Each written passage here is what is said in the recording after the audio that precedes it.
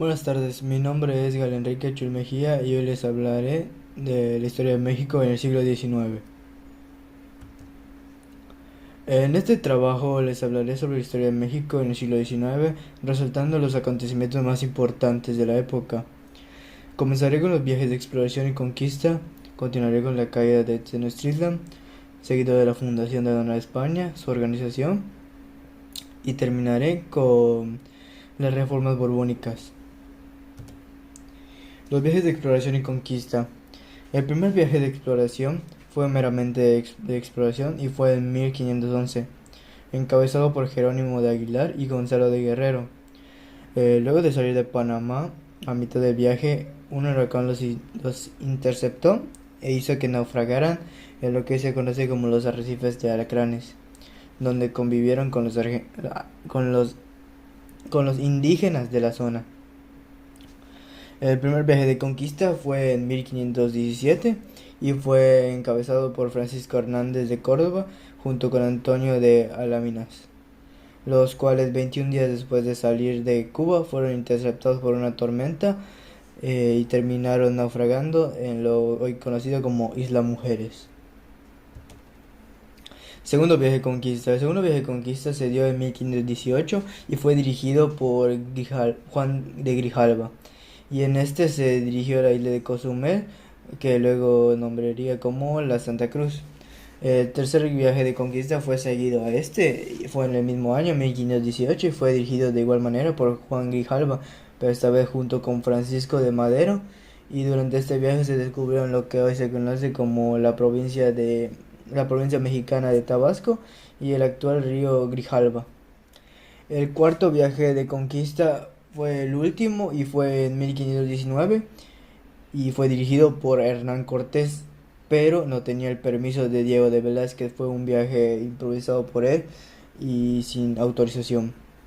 En este viaje se llegaría a lo que es actualmente Yucatán, posteriormente seguiría su camino hasta Veracruz, lo que era en ese momento Tenochtitlán.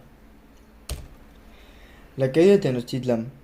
El 13 de agosto de 1521, la ciudad de Tenochtitlan, hoy conocida como Ciudad de México, fue conquistada por los españoles, luego de cerca de 3 meses de peleas. Esto fue más que nada gracias a que los indígenas confiaban demasiado en los españoles, incluso llegaban a creer que eran enviados de los dioses. Además de que estos españoles formaron alianzas con otros grupos indígenas buscando el exterminio de estos para poder tomar el control de una manera más fácil, pero el factor que determinó en mayor medida la lucha fue la enfermedad que trajeron los españoles sin querer, ya que estos al llegar y desembarcar los barcos y convivir con los indígenas los infectaron con una enfermedad que para los españoles era pues muy pasajera, muy normal, algo que te daba en algún momento y podías vivir como sin nada con ello, pero era algo que los indígenas no estaban acostumbrados y su sistema inmunológico era más débil y no conocía esa bacteria. Entonces lo que pasó es que los indígenas comenzaron a morir, se debilitaron mucho, muchos guerreros terminaron falleciendo por esta misma enfermedad sin siquiera tocar el campo de batalla o después de haberlo hecho y haber ganado. Los indígenas lograron vencer una vez a los españoles y esta noche se conoció como la Noche Triste. Los españoles hicieron una de las mayores masacres para conseguir esto y asesinaron de manera brutal a sus gobernantes.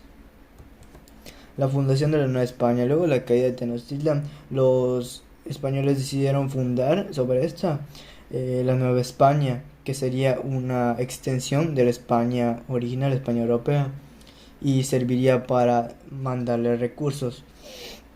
Con la llegada de estos españoles llegó lo que sería la evangelización, que constaba en hacer que los indígenas aceptaran la religión española. Los indígenas en ese momento tenían una religión politeísta, la cual era que servían a muchos dioses. En cambio los españoles tenían una monoteísta, por lo que los indígenas no querían dejar su religión. Y fue por estas razones que se creó la Santa Inquisición, la cual era un tribunal el cual juzgaba a aquellos que cometieron delitos en contra de la fe. Esto se traduce como que en estos tribunales torturaban y asesinaban indígenas que se forzaban a no aceptar la religión traída por los españoles. Entonces, estas matanzas y estas torturas eran ejemplo para los otros indígenas que no querían aceptar esta religión.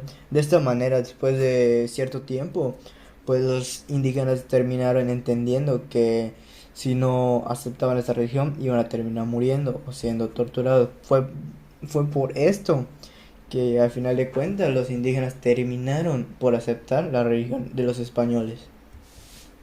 La organización del virreinato. Su vestimenta era muy elegante, la de los españoles peninsulares, españoles venidos de la España original. Eran vestimentas de ese mismo lugar, vestimentas muy elegantes, de tela muy fina, eh, que hacían que pertenecieran y se vieran como de la realeza.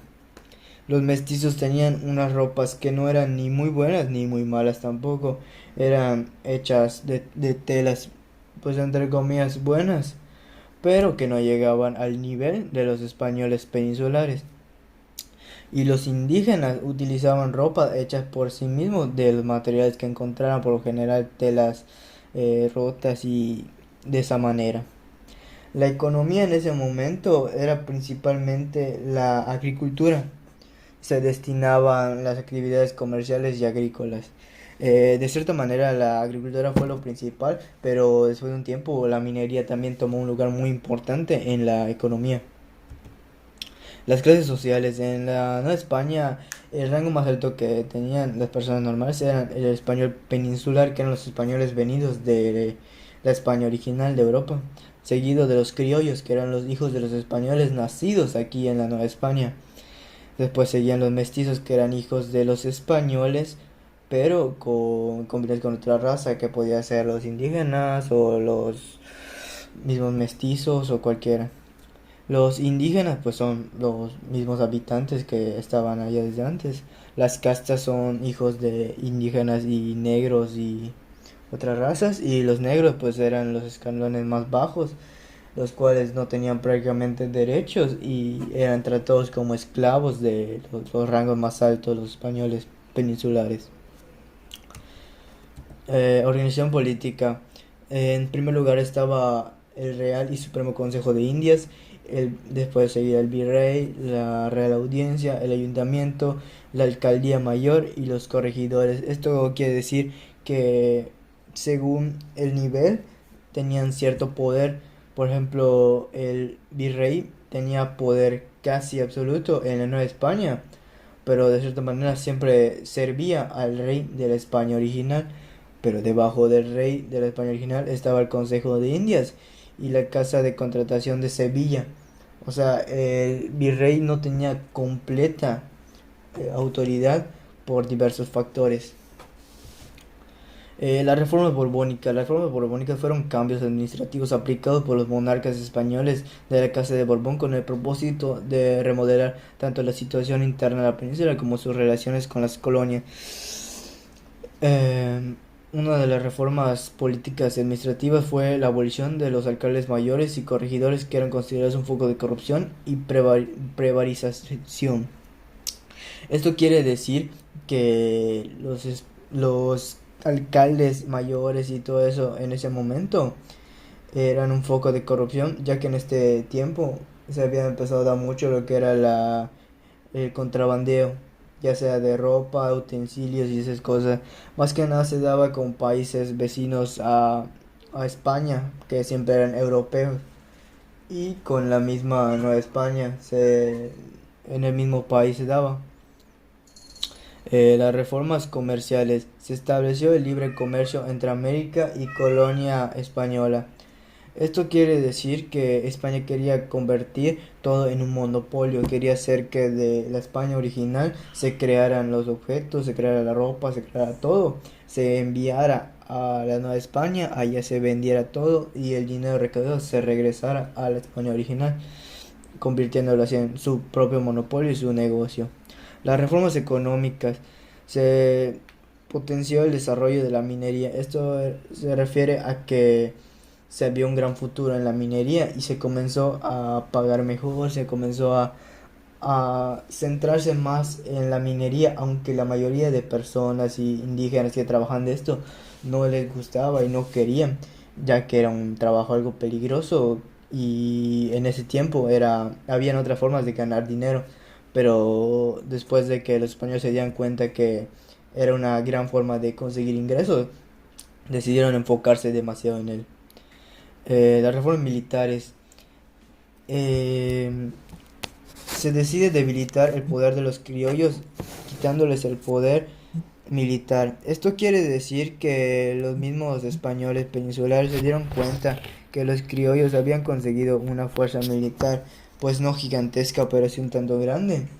Y gracias a esto decidieron quitárselo para que en futuros momentos o ciertas cosas no llegara a haber alguna amotinación o rebeldía de parte de ellos. eh, Reformas de clero, que los obispos se sujetaran al consejo real. Esto quiere decir que los obispos querían estar en lo que sería la política del país. No querían simplemente gobernar sobre lo que era la iglesia, sino que querían tomar decisiones y estar conscientes de las decisiones del país. Esto era pues un gran poder y por lo mismo querían ser parte de ella. Como conclusión, quiero decir que los indígenas confiaron demasiado en los españoles. Fue en cierta parte culpa de su ingenuidad que ocurriera todo lo de la conquista y los asesinatos, las masacres. Fue un golpe muy duro para ellos, ya que los consideraban como muy buenas personas, en muy alta estima los tenían. Y de un momento para otro, pues una traición gigantesca, acabaron con muchos de ellos, una aniquilación completa, la enfermedad que pues, no fue intencional de los españoles, pero que les sirvió para poder acabarlos más rápido. A mi parecer fue una masacre completa eso, y después de eso utilizar a los indígenas de esclavos, hacerlos trabajar para ellos para construir un nuevo país que no era ni siquiera para los que estaban construyendo, sino para españoles que los habían conquistado y masacrado. Pues sí es algo duro para ellos. Imagino yo. Eso sería todo por mi parte. Muchas gracias.